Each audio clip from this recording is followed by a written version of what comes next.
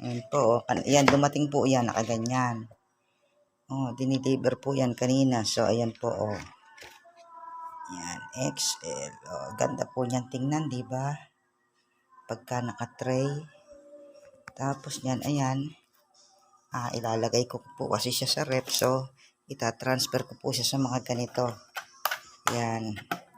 Sa ganito ko siya itatransfer. Para po, pag inilagay sa rep, ayan.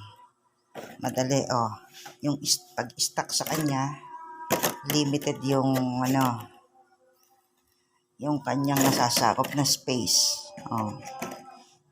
O ba? Kesa sa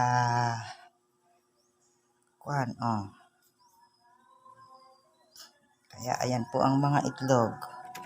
Mahilig po dito sa amin sa eggs. Yan. Ang itlog namin, ayan, ayan. Okay. Mamaya po, tatransfer na natin siya sa ating dun. Diretso siya sa ref. Fresh eggs.